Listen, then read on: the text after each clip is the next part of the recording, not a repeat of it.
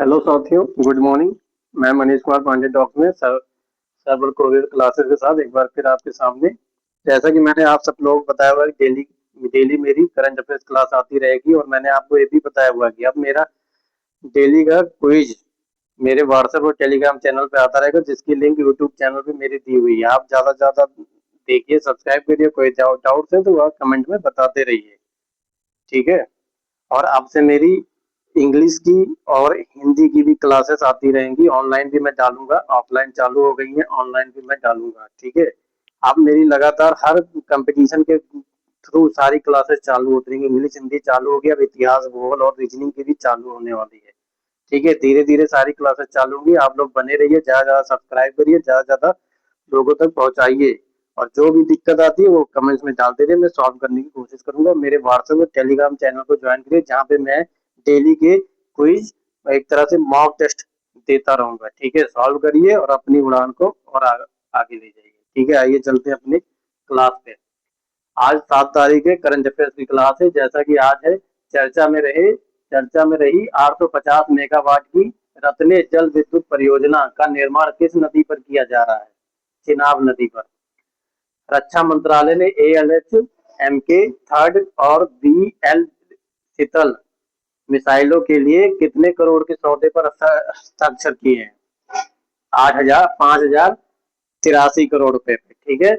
Number 3 है, 2026 की report के अनुसार मृत व्यक्तियों द्वारा अंगदान के मामले में भारत का अग्रणी राज्य बना है। कौन सा बना है? तमिलनाडु, ठीक है। हाल ही में चर्चा में रहे इचिनस गीजर, ठीक है, किस देश के येलो स्टोन नेशनल पार्क में स्थित है? अमेरिका, ठीक है।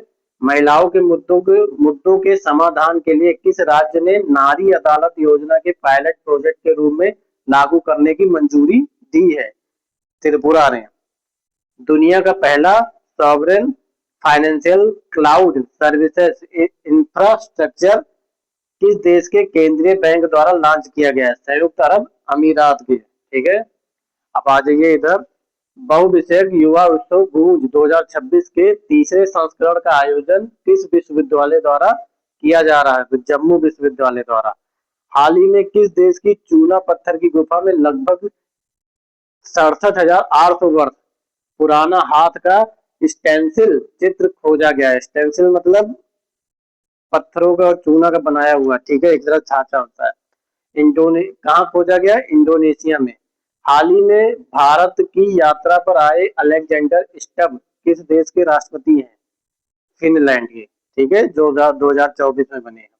हाल ही में नाटो का नया सदस्य कौन सा देश बना है? स्वीडन, ठीक है। कौन बना है? स्वीडन। नाटो के बारे में सब जानते हैं, ठीक है। ग्लोबल जेंडर गैप रिपोर्ट 2026 किस संगठन ने जारी की है?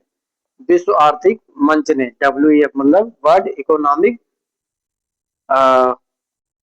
क्या कहते हैं उसे, फॉर्म, वर्ल्ड इकोनॉमिक फॉर्म, ठीक है, जैसे फर्म कहा जाता है।